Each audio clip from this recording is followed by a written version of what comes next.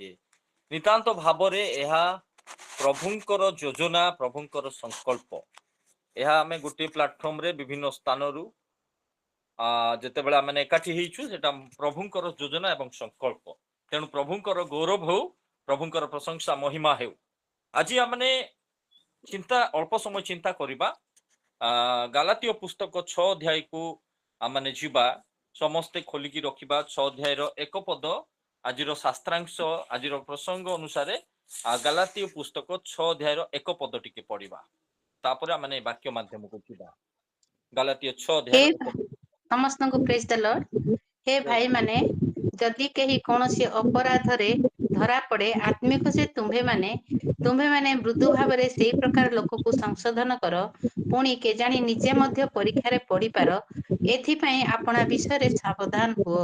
आमेन।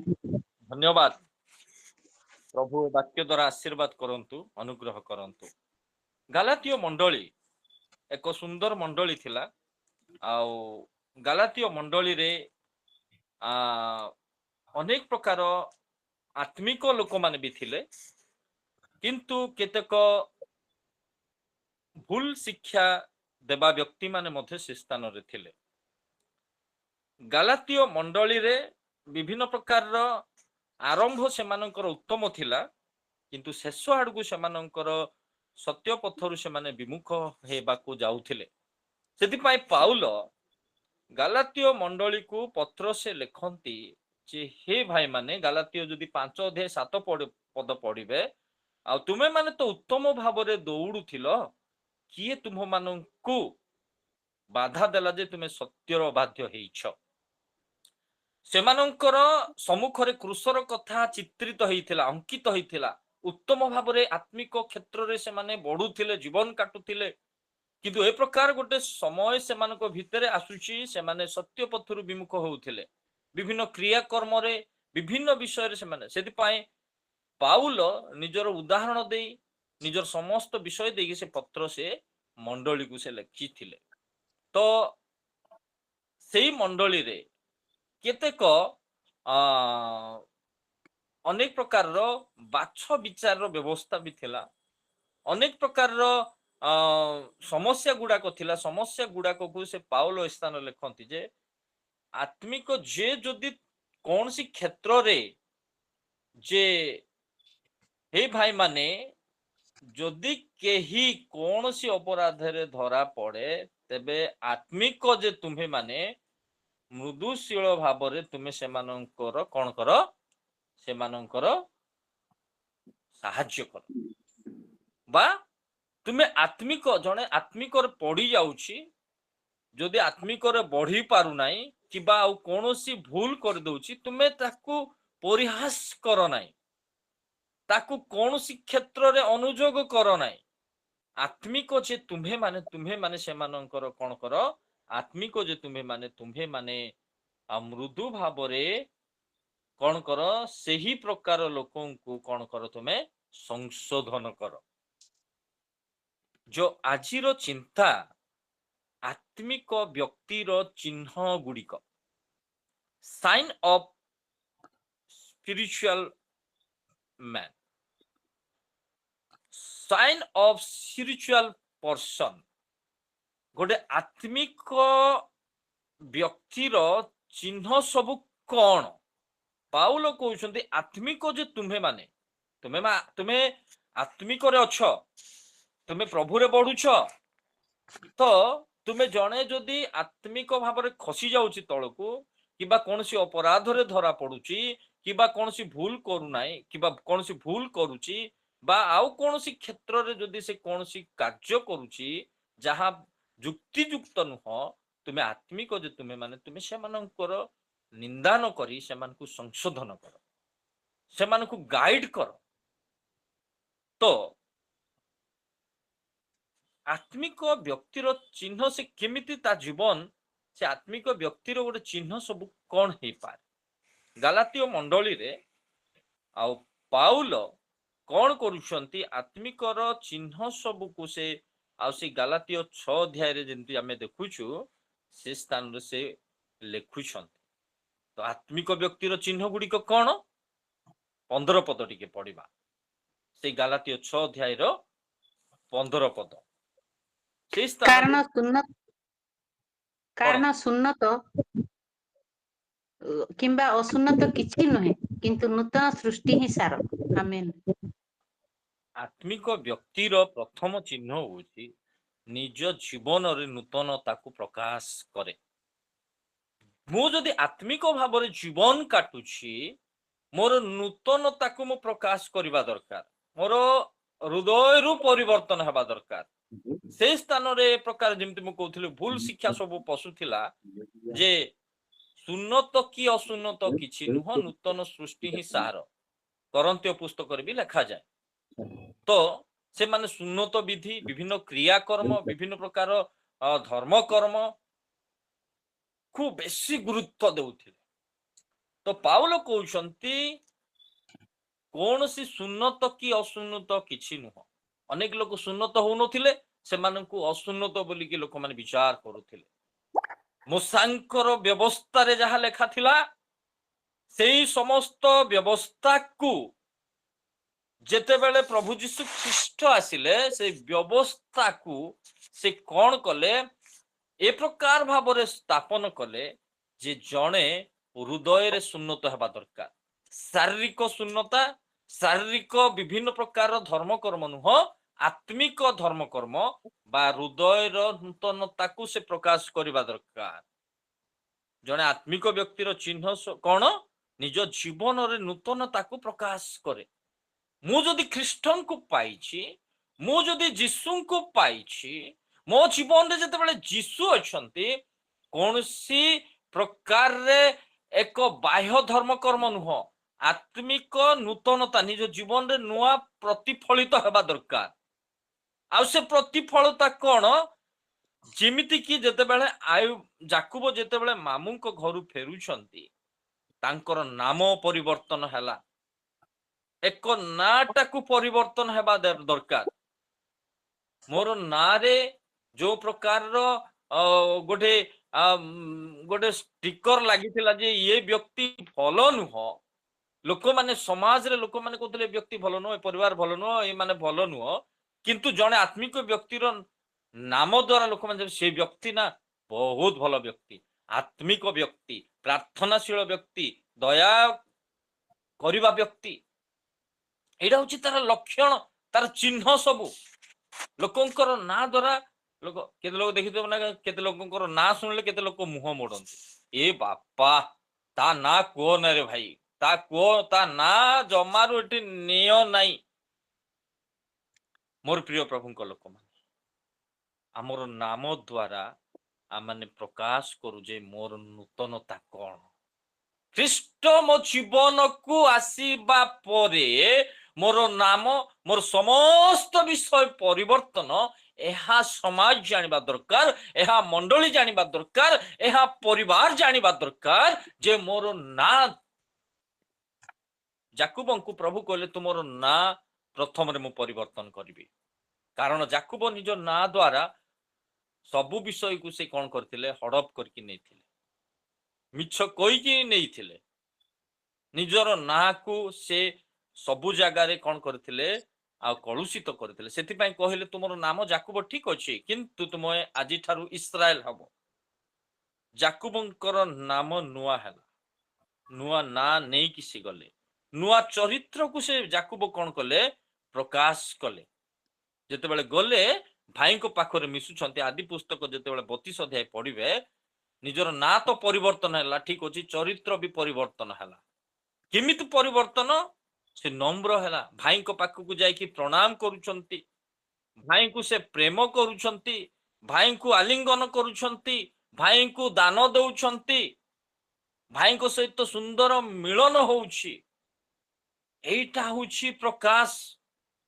ଯଦି ମୋ ଜୀବନରେ ଯୀଶୁ ଅଛନ୍ତି, ମୋର ଯଦି ପରିବର୍ତ୍ତନ ହେଇଛି, ମୁଁ ଯଦି ଆତ୍ମିକ ବ୍ୟକ୍ତି ବୋଲି ଭାବୁଛି, ମୋର ଚରିତ୍ରର ସବୁ ବିଷୟ ପରିବର୍ତ୍ତନ ହେବାର ଅଛି, ମୋର ଗୁଣ ସବୁ ପରିବର୍ତ୍ତନ ହେବାର ଅଛି, ମୋର ସ୍ୱଭାବ ପରିବର୍ତ୍ତନ ହେବାର ଅଛି, ଏକ ନୂଆ ଜିନିଷ ମୋ ଠାରୁ ଲୋକ ଦେଖିବାର ଅଛି। ମୋର ପରିବାରର ମୋର ପିଲାମାନେ ହେଇପାରେ, ମୋର ସ୍ତ୍ରୀ ହେଇପାରେ, ମୋର ସ୍ୱାମୀ ହେଇପାରେ, ମୋର ମଣ୍ଡଳୀ ହେଇପାରେ, ମୋର ସମାଜ ହେଇପାରେ, ମୋର ଚାକିରୀ କ୍ଷେତ୍ରରେ ହେଇପାରେ, किबा मोर स्कूल रे ही पारे नुआ स्वभाव को जानिबा दरकार निजर कार्य मध्य नुआ हबार अछि जेतेबेले जाकुब गले जेतेबेले जाकुब निज घर को आसिले निजर कार्य को से नुआ कले परिवेश को नुआ करूछंती 35 अध्याय जेतेबेले पढ़िबे 3 रु 5 पद जहा से माने आउ मामू को घर जहा से माने ठाकुर गुडा को चोरी करके आनथिले तांको स्त्री तांको समस्त पिला माने सब को से कोन करूछंती परिष्कार करूछंती कार्य उद्देश्य परिवर्तन हवा दरकार से कौन करे प्रभु को पाए बंचे गालातिय से निजे पाउल कहते 2:20 मु आउ जीवित नुह ख्रीष्ट मोठारे जीवित अछंती मु जो जीवन यापन काटुची ख्रीष्ट मोठारे रही की जीवन काटुछंती मोर बोली किछि नाही ख्रीष्ट अटंती मु आउ रहिबो नाही मोर प्रिय प्रभु को लोक माने मोर जदि संसार को जदि बाइबल लिखा जाए प्रथम जोहन 2:15 संसार को भल पाओ नाही जदि संसार को भल पाउछु ताले ख्रीष्ट आम द्वारा परिप्रकाशित हेबे नाही कोनसी नुआ विषय को आम प्रकाश करि परिबा नाही जगत रे सबु बेले मु थिबो गर्व थिबो स्वार्थपरता थिबो अहंकार थिबो नुआ उद्देश्य को मध्य आ माने प्रकाश कर जो आत्मिक लोक तार नुआ नाम हबार अछि नुआ कार्य हबार अछि नुआ चरित्र हबार अछि नुआ परिवेश हबार अछि नुआ उद्देश्य तार हबार अछि उद्देश्य मध्य प्रभु को पाए कोनसी गोटे कार्य मु करिबी आमर कार्य निज आचरण रे आमने सिद्धतारे आचरण करिबा दरकार दाऊद कहंती गीत सहित 26 अध्याय 11 पद रे निज आचरण रे सिद्धता थिबा दरकार सेटा होची नूतन जो माने कि आत्मिक व्यक्ति से माने सिद्धतारे आचरण करंती जदि आपण जदि पढ़िबेन गीत सहित 101 रो से लेखा जाए निज गृह रे सिद्धतारे आचरण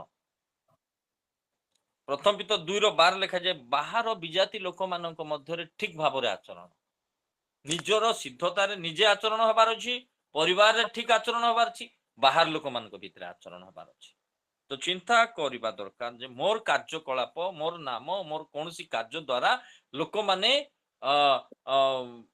माने प्रभुंकर गौरव करूछंती ना मो द्वारा प्रभु ओ गौरवान्वित होउछ आत्मिक जे तुम्हे माने कोन करो ख्रीष्टन को प्रकाश कर पाउल निजे सबु बेले ख्रीष्टन को निज जीवन रे प्रकाश करथि सेदि पाए प्रभु तांकर पार्वत्य उपदेश रे कहंती 5:16 पद रे माथ्यू 5:16 तुम्भ मानकर सत्कर्म देखि लोक माने पिता ईश्वरंकर महिमा करिवे मोर कोन मु आजि को विषय कार्य करूची जे लोक माने प्रभुंकर गौरव करूछन मोर कथाबार्ता हेई पारे मोर प्रार्थना हेई पारे मोर उद्योग हेई पारे मु जदि काकु जदि कोनसी विषय रे सहाय्य करूची प्रभु गौरव पाउछंती तेणु प्रभु गौरवान्वित होंतु यीशुଙ୍କ पाखरे रही कि मध्य ईश्वर जिहुदा कौन कले अन्य सह हाथ मिसेला सेटा आत्मिक व्यक्तिर चिन्ह नुह यीशुଙ୍କ पाखरे रोची खाउची पिउची गोटे सहभागिता रही कि मध्य अन्य लोकଙ୍କ सहित हाथ मिसौची आज मध्य से प्रकार आमे प्राय जदि आमे देखू आमानकर जीवन रे बेले बेले ए प्रकार हेई जाए मो जदि ख्रीष्टଙ୍କ सहित अछि मु नूतन सृष्टि होइछि पुरातन कोनसी विषय मो स्थान मोर मत अधिकार करि पारिबो नाही पितर यीशुଙ୍କ पाखरे थिबा व्यक्ति जेतेबेले यीशुଙ୍କୁ धरिबाकू आसिले सांगे सांगे खंडा काढी कि जनकर कान काटी देले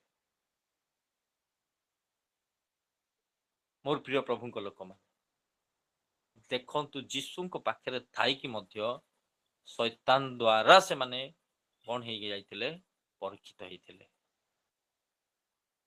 मोर प्रिय प्रभुଙ୍କ लोक मान यीशुଙ୍କ पाखरे रही कि मध्य पितर खंडा काढी जनकू कान काटी देइथिला चिंता करंतु वर्तमान आमानंकर जीवन रे प्रभु को आमने की प्रकार गौरव करि परिबा आमानंकर कार्यकलाप द्वारा आमानंकर चिंता द्वारा साउल राजा यीशु प्रभुଙ୍କ ठारू मनोनीत हेई कि मध्य से कोन कले ସାଉଲ ରାଜା ସେ ଭୁଲ କାର୍ଯ୍ୟ କଲେ। ଏଲି ଯାଜକଙ୍କର ପୁତ୍ର ମାନେ ଭୁଲ କାର୍ଯ୍ୟ କଲେ। ଠିକ ପରିଚୟ ଏଲି ଯାଜକ ତ ନିଜ ପୁତ୍ର ମାନଙ୍କୁ କହିଲେ, ବାବୁରେ ପିଲାମାନେ ଏ ଜନରବ ମୁଁ ଆଜି କଣ ଶୁଣୁଛି। ମୋର ପ୍ରିୟ ପ୍ରଭୁଙ୍କ ଲୋକମାନେ, ଆତ୍ମିକ ବ୍ୟକ୍ତି ଯେ ଆମେ ମାନେ ଆମର ସବୁବେଳେ ନୂଆ ନୂଆ ବିଷୟକୁ ଆମେ ପ୍ରକାଶ କରୁ, ପ୍ରଭୁ ଗୌରବ ପାଇବେ। ଗାଲାତୀୟ ସେଇ 6 ଅଧ୍ୟାୟର 4 ପଦ ଟିକେ ପଢିବା। 6 ଅଧ୍ୟାୟର 4 ପଦ। କିନ୍ତୁ ପ୍ରତ୍ୟେକ ଜଣ ଆପଣା କର୍ମ ପରୀକ୍ଷା କରୁ, ତେବେ ସେ ଅନ୍ୟ ସହିତ ଆପଣାକୁ ତୁଳନା କରିବା ଦ୍ୱାରା ଦର୍ପ ନ କରି କେବଳ ନିଜଠାରେ ଦର୍ପର କାରଣ ପାଇବ। ଆମେନ୍। ଦ୍ୱିତୀୟ ଚିହ୍ନ ହଉଛି ସେ ନିଜକୁ ପରୀକ୍ଷା କରେ, ନୂତନତାକୁ ଦେଖାଏ ଏବଂ ନିଜକୁ ସବୁବେଳେ ପରୀକ୍ଷା କରେ, ନିଜର ଜୀବନକୁ ପରୀକ୍ଷା କରେ। ଦାଉଦ ଗୀତ ସଂହିତା 139 ଅଧ୍ୟାୟର 23-24 କହନ୍ତି, ହେ ପ୍ରଭୁ ମୋ ହୃଦୟ ଭିତରେ କୌଣସି ଅପବିତ୍ର ବିଷୟ ଅଛି କି?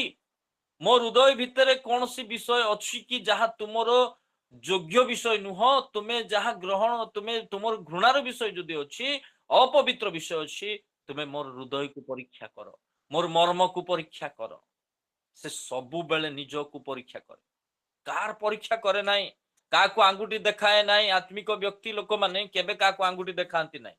ସେଥିପାଇଁ ପାଉଲ କହୁଛନ୍ତି, ଆତ୍ମିକ ଯେ ତୁମେ ଅନ୍ୟର ଯଦି ସେ କୌଣସି ଅପରାଧରେ ଧରା ପଡୁଛି, ତୁମେ ତାକୁ ଦୋଷ କର ନାହିଁ, ତାକୁ ସଂଶୋଧନ କର ମୃଦୁ ଭାବରେ। ସେ ଲେଖାଯାଏ, ଆତ୍ମିକ ଯେ ତୁମେ ମୃଦୁ ଭାବରେ ମାନେ କୋମଳ ଭାବରେ ନିଜକୁ ପରୀକ୍ଷା କରେ। ସେ ନିଜ ହୃଦୟକୁ ପରୀକ୍ଷା କରେ, ନିଜ ପରିବାରକୁ ପରୀକ୍ଷା କରେ। କାହିଁକି ନିଜର ପରିବାରକୁ ପରୀକ୍ଷା କରିପାରିବା ଆମେ କେମିତି?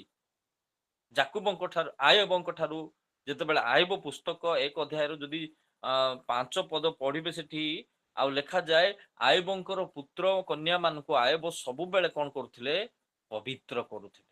ତାଙ୍କ ପାଇଁ ଗୋଟେ ପ୍ରାର୍ଥନା ରଖୁଥିଲେ, କାଳେ ମନେ ମନେ ମୋର ପିଲାମାନେ କଣ କରିଥିବେ? ପରମେଶ୍ୱରଙ୍କୁ ତ୍ୟାଗ କରିଥିବେ। ଏଭ୍ରି ଡେ ଆୟୁବ ନିଜର ପିଲାମାନଙ୍କୁ ପବିତ୍ର କରୁଥିଲେ, ସେମାନଙ୍କ ପାଇଁ ପ୍ରାର୍ଥନା କରୁଥିଲେ, ସେମାନଙ୍କ ପାଇଁ ବଳି ଉତ୍ସର୍ଗ କରୁଥିଲେ। ନିଜର ଆତ୍ମାକୁ ପରୀକ୍ଷା କରୁ। ତିତସ 3:5 ଲେଖାଯାଏ, ମନ ଆତ୍ମା ରିନ୍ୟୁଆଲ କରିବାର ଅଛି। ଆମର ମନକୁ ରିନ୍ୟୁଆଲ କରିବାର ଅଛି। ଅନ୍ୟ ସହ, ଆତ୍ମିକ ଲୋକ ଅନ୍ୟ ସହ ସେ ତୁଳନା କରେ ନାହିଁ କେବେ ବି। ନିଜକୁ ପରୀକ୍ଷା କରେ, ନିଜ ହୃଦୟକୁ ପରୀକ୍ଷା କରେ, ନିଜ ପରିବାରକୁ ପରୀକ୍ଷା କରେ, ନିଜର ଆତ୍ମାକୁ ପରୀକ୍ଷା କରେ ଏବଂ ସଂଶୋଧିତ ହେଇକି ସେ ଚାଲେ। ଆତ୍ମିକ ମନା ନୁହଁ, ସେ କଣ କର? ଅନ୍ୟ ସହ ସେ ତୁଳନା କରୁଥିବ, ସେ ସେମିତି, ମୁଁ ଏମିତି। ଅନ୍ୟକୁ ସେ ତୁଚ୍ଛ କରେ। ଆତ୍ମିକ ଲୋକ ହେଲେ ଅନ୍ୟ ସହ ତୁଳନା କରେ ନାହିଁ, ଅନ୍ୟକୁ ତୁଚ୍ଛ କରେ ନାହିଁ, ଅନ୍ୟକୁ ନିମ୍ନ ଭାବରେ ସେ ଦେଖେ ନାହିଁ, କେବେ କାହାକୁ ଛୋଟ ଭାବିବ ନାହିଁ, ସମସ୍ତଙ୍କୁ ଇମ୍ପୋର୍ଟାଣ୍ଟ ଦେବ। ଫିଲିପିଓ 2:3 ଲେଖାଯାଏ, ଅନ୍ୟକୁ ଶ୍ରେଷ୍ଠ ମନେ କର। ଅନ୍ୟକୁ ସେ ଶ୍ରେଷ୍ଠ ମନେ କରିବ। ଅନ୍ୟକୁ, ଆତ୍ମିକ ଲୋକ ଅନ୍ୟକୁ ସବୁବେଳେ ଶ୍ରେଷ୍ଠ ମନେ କରିବ। ଅନ୍ୟର ବିଚାର ନ କରି ନିଜ ବିଷୟରେ ସେ ସାବଧାନ ହେବ। ମାଥିଉ ପୁସ୍ତକରେ 7 ଅଧ୍ୟାୟରେ ଲେଖାଯାଏ, ଫାରୁସି କରଗ୍ରାହୀ ମାନେ ଅନ୍ୟର ବିଚାର କରୁଥିଲେ, ଅନ୍ୟର ଦୋଷ ଆଣିକି ପ୍ରଭୁଙ୍କ ପାଖକୁ ପହଞ୍ଚଉଥିଲେ। କିନ୍ତୁ ପ୍ରଭୁ କହିଲେ, ନିଜର ଅନ୍ତରକୁ କଣ କର? ମାଜ, ପରିଷ୍କାର କର। ନିଜର ଆଖିରେ ଥିବା କଡି କାଠ ବାହାର କରିଦିଅ, ତାହେଲେ ଯାଇକି ଅନ୍ୟର କୁଟା ଟିକକୁ ଦେଖିପାରିବ। ନିଜକୁ ସବୁବେଳେ ସେ କଣ କରେ? ଇମାଜିନ କରି ସେ ସବୁବେଳେ ନିଜର ଜୀବନକୁ ଇଭାଲୁଏସନ କରିକି ଆଗକୁ ବଢେ। ଚିନ୍ତା କରୁ, ମୋର ଆତ୍ମିକ ଜୀବନର ଚିହ୍ନ ନିଜର ନୂତନତାକୁ ପ୍ରକାଶ କରିବା ଦରକାର ଏବଂ ନିଜକୁ ପରୀକ୍ଷା କରିବା ଦରକାର। ଯେତେବେଳେ ଆମେ ପ୍ରଭୁ ଭୋଜ ନଉଛୁ, ପ୍ରଭୁ ଭୋଜ ଟାଇମରେ କଣ କୁହାଯାଏ? ଆପଣାକୁ ପରୀକ୍ଷା କର। ଯେ ଅଯୋଗ୍ୟ ଭାବରେ ଯଦି ଗ୍ରହଣ କରେ, ସେ ଈଶ୍ୱରଙ୍କ ଠାରୁ ଆଶୀର୍ବାଦ ପ୍ରାପ୍ତ ହବ ନାହିଁ। ମୋର ପ୍ରିୟ ପ୍ରଭୁଙ୍କ ଲୋକମାନେ, ମୁଁ ନିଜକୁ ସବୁଦିନ ଯଦି ପରୀକ୍ଷା କରିବି, ଦିନ ସାରା मोर चाकरी क्षेत्र रु मोर पढ़ा क्षेत्र रु मोर परिवार जंजाल रु मोर सबु विषय रु जते बेले मु घर को फेरे कि निज घरे रही जते बेले राति रे जते बेले मु आंठे प्रभु को पाखे निज को इमाजिन कौन सी भूल कर देइथिले संशोधित हवा दरकार प्रभु को निकट रे क्षमा मागी आसंता काली पाए प्रस्तुत हेले से व्यक्ति ही एक आत्मिक व्यक्ति अटंती 6 अध्याय 14 पद टिके पढ़ी दबा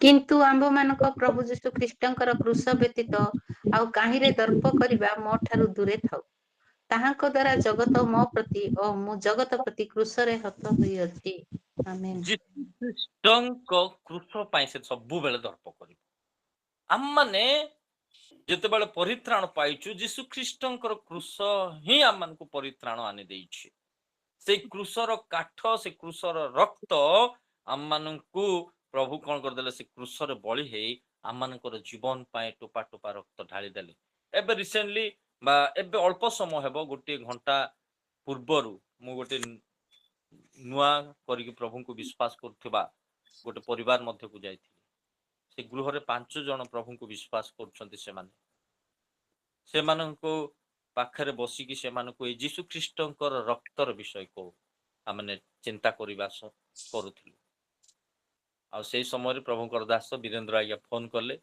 ଆଉ ତାଙ୍କୁ ମଧ୍ୟ ମୁଁ ଆଉ କହିଲି ଆଜ୍ଞା ଏ ପରିବାର ପାଇଁ ପ୍ରାର୍ଥନା କରନ୍ତୁ ବହୁତ ଖୁସି ଲାଗିଲା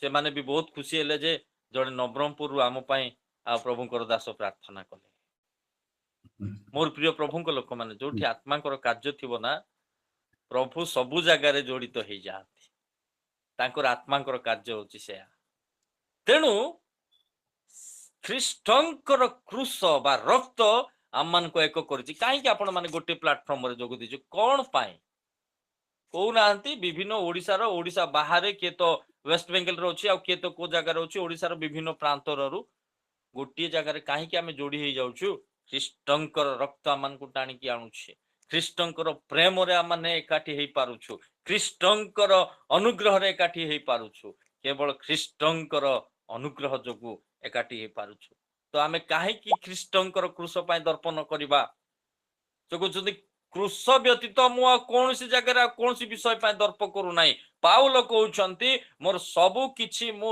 ଡଷ୍ଟବିନ ରେ ଫୋପାଡ଼ି ଦେଇଛି ଖ୍ରୀଷ୍ଟଙ୍କର କ୍ରୁଶ ବ୍ୟତୀତ ମୋ ପାଖରେ ଆଉ କିଛି ନାହିଁ ଦର୍ପ କରିବା ପାଇଁ ଜିରିମିୟ ପୁସ୍ତକ ଯେତେବେଳେ ଦେଖିବେ 9 ଅଧ୍ୟାୟର 23-24 ପଢିବେ ଯେ ଜୀବିତ ଈଶ୍ୱରଙ୍କୁ ଜାଣେ ବୋଲି ସେ ଦର୍ପ କରିବା ଦରକାର ପଢିବା ପାଇଁ କହୁନି ସମୟର ସ୍ୱଳ୍ପତା ଭିତରୁ ଆଉ ଆପଣ ମାନେ ଲେଖିବା ପାଇଁ ଯଦି ଚାହୁଁଛନ୍ତି ଲେଖିବେ ଜିରିମିୟ ପୁସ୍ତକ 9 ଅଧ୍ୟାୟର ତାର 23-24 ରେ କେହି ଆପଣ ଜ୍ଞାନର ଦର୍ପ ନ କରୁ ଧନର ଦର୍ପ ନ କରୁ କାହିଁରେ ଦର୍ପ କରିବା ଦରକାର ମୁଁ ଯୀଶୁଙ୍କୁ ପାଇଛି ବୋଲି ମୁଁ ଜୀବିତ ଈଶ୍ୱରଙ୍କୁ ପାଇଛି ବୋଲି ଆମେ ସବୁବେଳେ ଦର୍ପ କରିବା ଦରକାର ଆତ୍ମିକ ବ୍ୟକ୍ତିର ଚିହ୍ନ କଣ ନିଜର ସ୍ୱାର୍ଥ ପାଇଁ ସେ ଦର୍ପ କରେ ନାହିଁ କେବଳ ଖ୍ରୀଷ୍ଟଙ୍କୁ ମୁଁ ପାଇଛି ବୋଲି ସେ ଦର୍ପ କରେ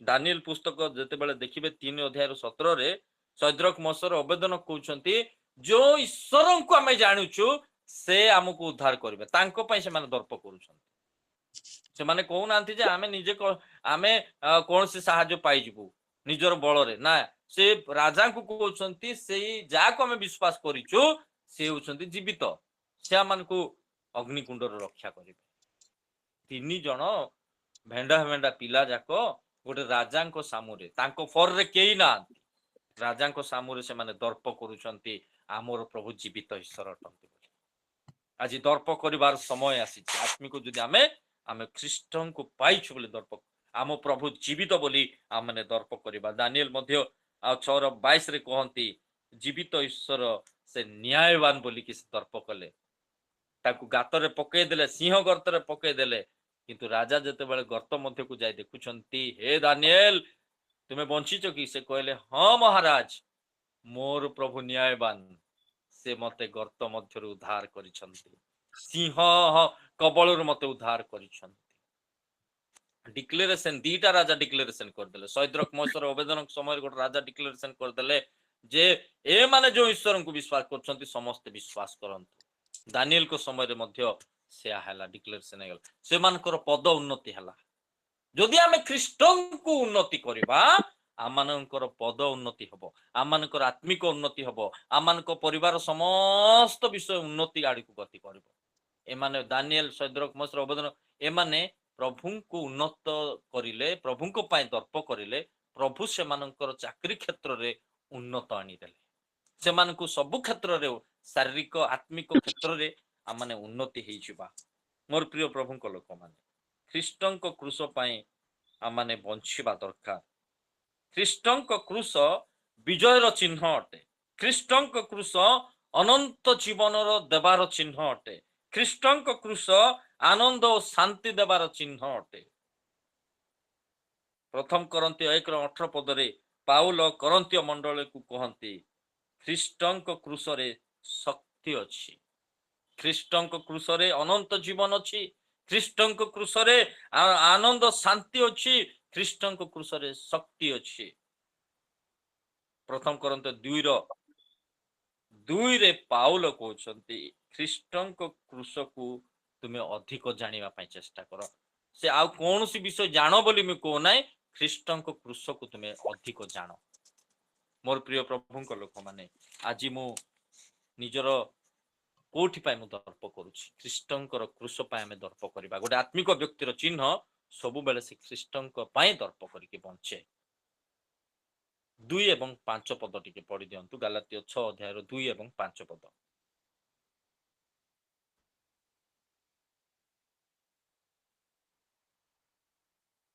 गलातिय 2 अध्याय 2 गलातिय 6 अध्याय 6 अध्याय 2 एवं 5 पद।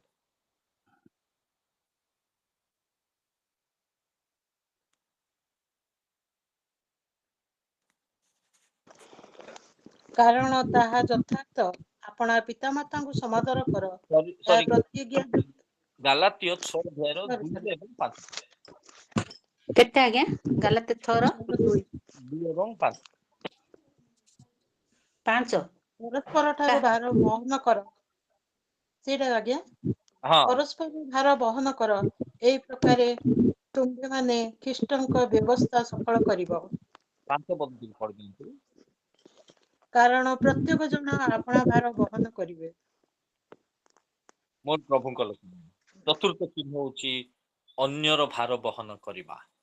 आत्मिक व्यक्तिर चिन्ह निजर नूतनता को प्रकाश करिबा एवं आत्मिक व्यक्तिर चिन्ह से सबु बेले ख्रीष्टन को क्रूस पाई से दर्प करिवो। आत्मिक व्यक्तिर चिन्ह आपना को सबु बेले परीक्षा करिवो एवं से अन्यर परस्परर भार वहन करिवो। अन्यर भार वहन लिखा जाए परस्परर भार वहन कर एही प्रकार तुम्हें माने ख्रीष्टन को व्यवस्था सफल करिवो। मु जदि अन्यर भार जदि वहन करूछी तो मु गोटे आत्मिक व्यक्ति निजर भार को से दायित्व करिक से वहन करे। निजर भार देखा जाए निजर भार को वहन करिबा, निजर परिवार रो भार को वहन करिबा, निजर पिला मानकर भार को वहन करिबा, निजर बापा मांकर भार को वहन करिबा से होछि आत्मिक व्यक्तिर चिन्ह गुड़िक। निजर मंडलीर बा ख्रीष्टन को जानिथिबा व्यक्ति मानकर भार को वहन करिबा। मते कोन दायित्व दिया जाइछि अल्प हेले मते मो टिके भार को वहन करिबी सेही चिंता धारा तारा थिबा लिखा जाए परस्परर भार को तुमे कोन करो वहन करो। निजर भार हेइ पारे, निजर बापा मांकर भार हेइ पारे, निजर पिला मानकर भार हेइ पारे, निजर मंडलीर भार हेइ पारे, किबा गोटे अन्य विश्वासी भार हेइ पारे, किबा ख्रीष्टनकर पालक प्रचारक मानकर भार भी हेइ पारे। मु परस्परर भार जदि वहन करिबी पालक प्रचारकंकर भार को वहन कर से मानक पाए भार वहन करिबा। मोर प्रिय प्रभु को लोक माने प्रभु कहती मोर भार सहज एवं उस्वास अटे। प्रभुंकर भार ओजन नुह अन्य पाए प्रार्थना करिबा प्रभुंक पाए प्रभुंक निकट से प्रार्थना करिबा प्रभुंक निकट से ସୁଯୋଗ ସୁବିଧାକୁ ପ୍ରଥମ ଖ୍ରୀଷ୍ଟାବ୍ଦର ମଣ୍ଡଳୀ ଲୋକମାନେ କଣ କରୁଥିଲେ? ସମସ୍ତ ସମ୍ପତ୍ତି ସମାନ ଭାବରେ ସେମାନେ ଦେଖୁଥିବା ହେତୁ, ପ୍ରୟୋଜନ ଅନୁସାରେ ସେମାନେ ସମସ୍ତଙ୍କର ଭାର ବହନ କରୁଥିବା ହେତୁ ମଣ୍ଡଳୀ ବୃଦ୍ଧି ପାଉଥିଲା। ଆଜି ମଣ୍ଡଳୀ ନ ବଢିବାର କାରଣ, ଭାରକୁ ସମସ୍ତଙ୍କର ଭାରକୁ ବହନ କରିବା କାହା ପାଖରେ ବର୍ତ୍ତମାନର ସମୟ ନାହିଁ, ଇଚ୍ଛା ନାହିଁ, ମନ ନାହିଁ। ତେଣୁ ମତେ ଯଦି ମୁଁ ଆତ୍ମିକରେ ବଢିବା ପାଇଁ ଚାହୁଁଛି, ମତେ କିଛି କିଛି ଭାରକୁ ବହନ କରିବା ଦରକାର। ହୁଏତ ମୁଁ କାହା ପାଇଁ ପ୍ରାର୍ଥନାର ଭାର ହେଇପାରେ, କାହାକୁ ସାହାଯ୍ୟର ଭାର ହେଇପାରେ, କିମ୍ବା ସୁସମାଚାର ପ୍ରଚାର ପାଇଁ କୌଣସି ଦାନର ଭାର ହେଇପାରେ, କୌଣସି ପାଳକ ପ୍ରଚାରକଙ୍କ ପାଇଁ କୌଣସି ସାହାଯ୍ୟର ଭାର ହେଇପାରେ, କୌଣସି କାର୍ଯ୍ୟ କରିକି ମୁଁ ସେ ଭାର ବହନ କରିପାରେ। ପ୍ରଭୁ ସେ ଭାରକୁ କଣ କରନ୍ତି? ପ୍ରଭୁ ଓଜନ କରିକି ରଖନ୍ତି ଏବଂ ପୁରସ୍କାର ମଧ୍ୟ ସେ ଦେବେ। ବାଇବଲରେ ଲେଖାଯାଏ ରୋମୀ 13:8 ପରସ୍ପରକୁ ପ୍ରେମ କର, ପରସ୍ପର ପାଇଁ ପ୍ରାର୍ଥନା କର। ବାଇବଲ ଲେଖାଯାଏ ପରସ୍ପର ପାଇଁ ଚିନ୍ତା କରିବା ଦରକାର, ପରସ୍ପର ପାପକୁ କ୍ଷମା କରୁ, ପରସ୍ପରକୁ ସାନ୍ତ୍ୱନା କରୁ, ପରସ୍ପରକୁ ଉତ୍ସାହ ଦେଉ, ପରସ୍ପର ଶାନ୍ତିରେ ରହୁ ଏବଂ ପରସ୍ପର ନିମନ୍ତେ ଭାର ବହନ କରୁ। এইটা হচ্ছে ଆତ୍ମିକ ବ୍ୟକ୍ତିର ଚିହ୍ନ। ମୁଁ ଅନ୍ୟର ଭାର ବହନ କରୁଛି କି? ମୁଁ ପ୍ରଭୁଙ୍କ ସେବାରେ ପ୍ରଭୁଙ୍କର ଭାରକୁ ବହନ କରୁଛି କି? ଆତ୍ମିକ ବ୍ୟକ୍ତିର ଚିହ୍ନ ଅନ୍ୟର ଭାରକୁ ବହନ କରିବା। ତା ମାନେ ନାହିଁ ଯେ ମୁଁ ଅନ୍ୟର ସବୁ କାର୍ଯ୍ୟ କରିବି, ତାହା ନୁହଁ। ମୋ ଦ୍ୱାରା ଯାହା ହେଇପାରୁଛି, ପ୍ରାର୍ଥନାର ଭାର ହେଇପାରେ, ମୁଁ ତା ପାଇଁ ପଦେ ପ୍ରାର୍ଥନା କରିପାରିବି, ତାକୁ ଉତ୍ସାହର ବାକ୍ୟ କିଛି କହିପାରିବି, ସୁସମାଚାର ପ୍ରଚାର ପାଇଁ ଦାନ ଦେଇପାରିବି, ଗରିବ ଲୋକଙ୍କ ପାଇଁ ଚିନ୍ତା କରିପାରିବି, ଅନ୍ୟ ବିଶ୍ୱାସୀ ମାନଙ୍କ ପାଇଁ ମୁଁ ସଂଶୋଧନ କରି ଅନ୍ୟ ବିଶ୍ୱାସୀ ମାନଙ୍କୁ ଉତ୍ସାହ କରିପାରିବି। ପଞ୍ଚମ ଚିହ୍ନ 6 ଅଧ୍ୟାୟର 9 ପଦ ପଢି ଦିଅନ୍ତୁ, ଆମେ ଜଲ୍ଦି ଜଲ୍ଦି ସାରିଦବା। 6 ଅଧ୍ୟାୟର 9 ପଦ, ଗାଲାତିୟ 6 ଅଧ୍ୟାୟର 9 ପଦ। ଆମ୍ଭେମାନେ ଉତ୍ତମ କର୍ମ କରିବାରେ ଶ୍ରାନ୍ତ ନ ହେଉ, କାରଣ କ୍ଳାନ୍ତ ନ ହେଲେ ଉପଯୁକ୍ତ ସମୟରେ ଶସ୍ୟ କାଟିବା। ଆମେ ସେ କ୍ଳାନ୍ତ, ଉତ୍ତମ କର୍ମ କରିବାରେ ସେ କ୍ଳାନ୍ତ ହବ ନାହିଁ। ଆତ୍ମିକ ବ୍ୟକ୍ତିର ଚିହ୍ନ, ସେ କ୍ଳାନ୍ତ କେବେ ହେବ ନାହିଁ। ଏଠି ବି ମୁଁ ପ୍ରାୟ ଅଧିକାଂଶ ଲୋକଙ୍କୁ ଜାଣିଛି, ଦିନ ସାରା ପରିଶ୍ରମ କରୁଛନ୍ତି, ସନ୍ଧ୍ୟା ବେଳକୁ ହେଲେ ମଧ୍ୟ କଣ କରୁଛନ୍ତି? ପ୍ରଭୁଙ୍କ ଉପାସନାରେ ଯୋଗ ଦଉଛନ୍ତି, କ୍ଳାନ୍ତ ହଉନାହାନ୍ତି। ବୟସ୍କ ଲୋକମାନେ ଅଛନ୍ତି, ଭାଇ ଭଉଣୀ ମାନେ, ମା ବାପା ମାନେ, ପ୍ରଭୁଙ୍କର ଦାସ ଦାସୀ ମାନେ କ୍ଳାନ୍ତ ହଉନାହାନ୍ତି। ମୁଁ ତ ଆଶ୍ଚର୍ଯ୍ୟ ହେଇଯାଏ। ଦିନ ସାରା କୌଣସି ଅଫିସିଆଲି କାର୍ଯ୍ୟରେ ଯାଇଥିବେ, ଗଭର୍ଣ୍ଣମେଣ୍ଟର କାର୍ଯ୍ୟରେ ଯାଇଥିବେ, କିମ୍ବା କୌଣସି କାର୍ଯ୍ୟରେ ଫେରିଥିବେ, କୋଉ ସ୍କୁଲକୁ ଯାଇଥିବେ, ନିଜର ପିଲାମାନଙ୍କର ଜଞ୍ଜାଳ ସବୁ ବିଷୟ ହେଲା ପରେ ମଧ୍ୟ ପ୍ରଭୁଙ୍କ ପାଖରେ ସେମାନେ ହାଲିଆ ହଉନାହାନ୍ତି। ଆପଣ ମାନେ ହାଲିଆ ହଉନାହାନ୍ତି, ସେଥିପାଇଁ ମୁଁ ବିଶେଷ କରି ପ୍ରଭୁଙ୍କୁ ମୁଁ ଧନ୍ୟବାଦ ଦେଉଛି। ଆଉ ଯିଏ ମଧ୍ୟ ଆୟୋଜନ କରୁଛନ୍ତି, ବକ୍ତାକୁ ସେଟିଂ କରୁଛନ୍ତି, ସେମାନେ ବି ହାଲିଆ ହଉନାହାନ୍ତି। ପ୍ରଭୁ ସେମାନଙ୍କୁ ସେ ପ୍ରକାର ଆସିଲେ। ଆତ୍ମିକ ଯେ ଲୋକମାନେ କେବେ ହାଲିଆ ହେବେନି। ସେ ଲେଖାଯାଏ ଉତ୍ତମ କର୍ମ କରିବାରେ ସେମାନେ କେବେ କ୍ଳାନ୍ତ ହଉନାହାନ୍ତି।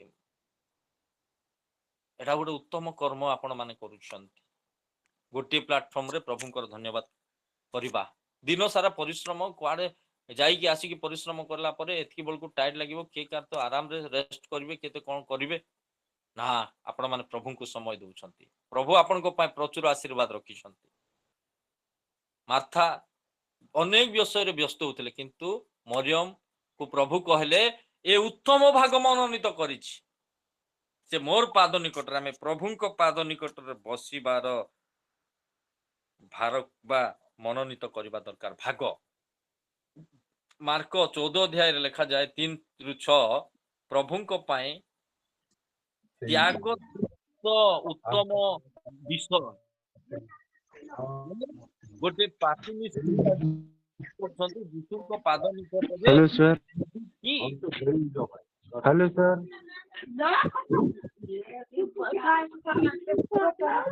सोनवारी। Hello sir. मीटिंग ସାନ ଭାଇ କଣ ତାଙ୍କ କାର ଗୋଟେ ଅନ୍ ହେଇଛି, ଟିକେ ବନ୍ଦ କରିଦିଅନ୍ତୁ। ସନଭାରି ତ ଜଣେ ବ୍ୟକ୍ତି ଜଣେ ସ୍ତ୍ରୀ ଲୋକ ଆସିକି ତାର ମାନେ ତୈଳର ପାତ୍ର ଭାଙ୍ଗିକି ଯୀଶୁଙ୍କ ପାଦ ନିକଟରେ ସେ ତୈଳ ଲଗେଇ ଦଉଛନ୍ତି। ଲୋକମାନେ କହୁଛନ୍ତି କଣ ଏଟା ଏତେ ଟଙ୍କାରେ କାହିଁକି ନଷ୍ଟ ହେଲା? କିନ୍ତୁ ଯୀଶୁ କହିଲେ ଏ ମୋ ପାଇଁ ଉତ୍ତମ କର୍ମ କରିଛି, ମୋର ସମାଧି ନିମନ୍ତେ ଗୋଟେ ଉତ୍ତମ କର୍ମ କରିକି ଯାଇଛି। ମରିୟମଙ୍କ ବିଷୟରେ କହିଲେ ଏ ଉତ୍ତମ ଭାଗ ମନୋନୀତ କରିଛି। ସେ ପାପିନୀ ସ୍ତ୍ରୀଙ୍କ ବିଷୟରେ କହିଲେ ଏ ଉତ୍ତମ ବିଷୟ ମୋ ପାଇଁ କରିଛି। ଦ୍ୱିତୀୟ ତିମୋଥୀ 4:7 ପଦରେ ପାଉଲ ଗୋଟିଏ କଥା କହନ୍ତି, ମୁଁ ଉତ୍ତମ ଯୁଦ୍ଧରେ ପ୍ରାଣପଣ କରିଛି, ମୁଁ ଉତ୍ତମ ରାସ୍ତାରେ ଦୌଡ଼ିଛି, ପରିଶ୍ରମ କରିଛି, ଉତ୍ତମ କାର୍ଯ୍ୟ କରିବାରେ ସେ କେବେ କ୍ଳାନ୍ତ ହେବେ ନାହିଁ। ଏଇଠି ଆପଣ ମାନେ ଏଠି ବସିଛନ୍ତି, ଏଇଠି ତାପରେ ବି କଣ କରିବେ, ଏର୍ଲି ମର୍ଣ୍ଣିଂ ସକାଳୁ ଉଠିକି ଆଉ 3ଟା 4ଟା ବେଳକୁ ଆଉ କ୍ଳାନ୍ତ ହଉନାହାନ୍ତି। ପ୍ରଭୁଙ୍କର ଆତ୍ମା ଯାହା ପାଖରେ ଥିବ ସେମାନେ କ୍ଳାନ୍ତ ହେବେନି। ଆପଣ ମାନଙ୍କୁ ମୁଁ ଉତ୍ସାହ ଦେବା ପାଇଁ ଚାହେଁ, ଆପଣ ମାନେ କ୍ଳାନ୍ତ ହଉନାହାନ୍ତି ଉତ୍ତମ କର୍ମ କରିବାରେ। ତେଣୁ ଆପଣ ଉତ୍ତମ ଶସ୍ୟ ହିଁ କାଟିବେ, ଉତ୍ତମ ଆଶୀର୍ବାଦ ହିଁ ଆପଣଙ୍କ ପରିବାରକୁ ଆସିବ। ମୋର ପ୍ରିୟ ପ୍ରଭୁଙ୍କ ଲୋକମାନେ, ଉତ୍ତମ କର୍ମ କରିବାରେ ପାଉଲ ଉତ୍ତମ ପଥରେ ଦୌଡୁଥିଲେ। ମରିୟମ ଉତ୍ତମ ଭାଗ ମନୋନୀତ କରି ଯୀଶୁଙ୍କ ପାଦ ନିକଟରେ ବସି ପଡୁଥିଲେ। ପାପିନୀ ସ୍ତ୍ରୀ ଉତ୍ତମ ଯାହା ପାତ୍ରରେ ଥିଲା ତୈଳ, କେତେ ହଜାର ଟଙ୍କାର ତୈଳ ସେଟା ମାନେ ସେଇ ଟାଇମରେ ଆଣିକି ଯୀଶୁଙ୍କ ପାଦ ନିକଟରେ ଭାଙ୍ଗି ଦେଲେ ପାତ୍ର। ଏଇଟା ମତେ ଦରକାର ନାହିଁ, ମୁଁ ପ୍ରଭୁଙ୍କ ପାଇଁ ଉତ୍ତମ କର୍ମ କରିବି।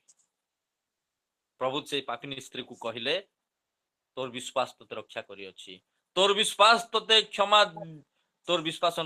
କ୍ଷମା ଦିଆଯାଇଛି, ଶାନ୍ତିରେ ଚାଲିଯା।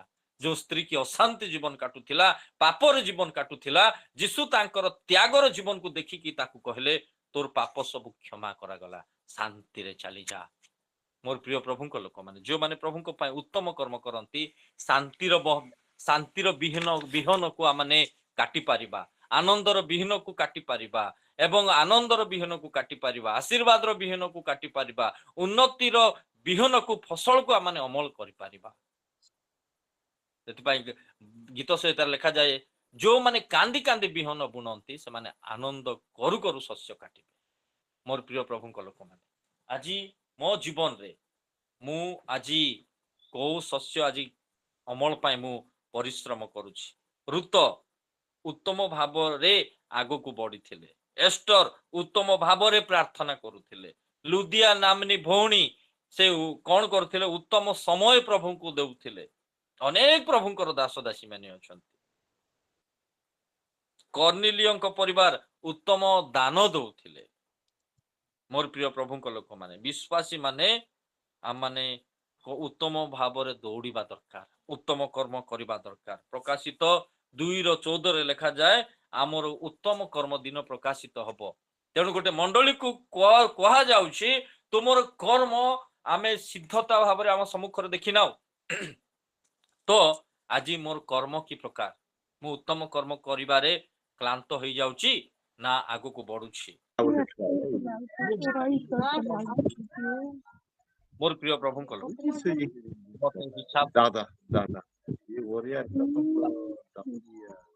ମୋର ପ୍ରିୟ ପ୍ରଭୁଙ୍କ ଲୋକମାନେ, ମୁଁ ଉତ୍ତମ କର୍ମ କେତେ ଦୂର କରୁଛି? ମୁଁ କେତେ ଦୂର ଉତ୍ତମ କର୍ମ କରୁଛି? ମୁଁ ମୋ ନୂତନତାକୁ ପ୍ରକାଶ କରୁଛି କି? ମୁଁ ମୋ ନିଜକୁ ପରୀକ୍ଷା କରୁଛି କି? ମୁଁ ଖ୍ରୀଷ୍ଟଙ୍କ କ୍ରୁଶ ପାଇଁ ଦର୍ପ କରୁଛି କି? ମୁଁ ଅନ୍ୟର ଭାର ବହନ କରୁଛି କି? ମୁଁ ଉତ୍ତମ କର୍ମ କରୁଛି କି? ଏଇଟା ହଉଛି 5ଟି ସାଇନ୍ ଅଫ ସ୍ପିରିଚୁଆଲ ପର୍ସନ। ସେ ନୂତନତାକୁ ପ୍ରକାଶ କରେ। ଆଉ ଥରେ କହିଦେଉଛି, ସେ ନୂତନତାକୁ ପ୍ରକାଶ କରେ ନିଜର କର୍ମ ଦ୍ୱାରା, ନିଜର ନାମ ଦ୍ୱାରା, ନିଜର ସ୍ୱଭାବ ଦ୍ୱାରା, ଏବଂ ସେ ନିଜକୁ ପରୀକ୍ଷା କରେ, ନିଜର କର୍ମକୁ ପରୀକ୍ଷା କରେ, ନିଜର ପରିବାରକୁ ପରୀକ୍ଷା କରେ, ନିଜର ପରିବେଶକୁ ପରୀକ୍ଷା କରେ। ସେ ଖ୍ରୀଷ୍ଟଙ୍କ ପାଇଁ ଦର୍ପ କରେ, ନିଜ ପାଇଁ ଦର୍ପ କରେ ନାହିଁ, ଖ୍ରୀଷ୍ଟଙ୍କ ପାଇଁ ଦର୍ପ କରେ। ସେ ଅନ୍ୟର ଭାରକୁ ବହନ କରେ। ହୁଏତ ଅନ୍ୟ ପାଇଁ ପ୍ରାର୍ଥନାର ଭାର ହେଇପାରେ, ଆର୍ଥିକ ଭାର ହେଇପାରେ, କୌଣସି କାର୍ଯ୍ୟର ଭାର ହେଇପାରେ। ସେ ଅନ୍ୟର ବିଶ୍ୱାସୀ ମାନଙ୍କର, ବାଳକ ପ୍ରଚାରକଙ୍କର ଭାରକୁ ବହନ କରେ ଏବଂ ସେ ଉତ୍ତମ କର୍ମ କରିବାରେ କ୍ଳାନ୍ତ ହୁଏ ନାହିଁ, ସବୁବେଳେ ଉତ୍ତମ କର୍ମ କରିକି ଆଗକୁ ବଢେ। ତେଣୁ ପ୍ରଭୁ ଆମମାନଙ୍କୁ ଆଶୀର୍ବାଦ କରନ୍ତୁ। ଆତ୍ମିକ ଯେ ଆମେମାନେ ଅନ୍ୟର ଉପକାର କରୁ ଏବଂ ପ୍ରଭୁଙ୍କର ଗୌରବ କରୁ। ପ୍ରଭୁ ଆମମାନଙ୍କୁ ପ୍ରତ୍ୟେକଙ୍କୁ ଆଶୀର୍ବାଦ କରିବେ।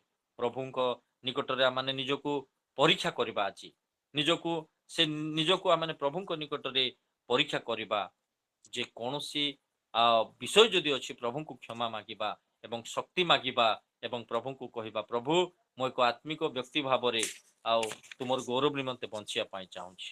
ଆପଣଙ୍କୁ ଯେତେବେଳେ ଆମେ ନିଜକୁ ପରୀକ୍ଷା କରି ପ୍ରଭୁଙ୍କ ନିକଟରେ ସମର୍ପଣ କରିବା ପ୍ରଭୁ ବଳ ଦେବେ, ପ୍ରଭୁ ଶକ୍ତି ଦେବେ, ଆଗକୁ ପ୍ରଭୁ ଆମମାନଙ୍କୁ ପଢେଇକି ନେବେ। ପ୍ରଭୁ ଏ ବାକ୍ୟ ଦ୍ୱାରା ଆମେ ପ୍ରତ୍ୟେକଙ୍କୁ ଆଶୀର୍ବାଦ କରନ୍ତୁ।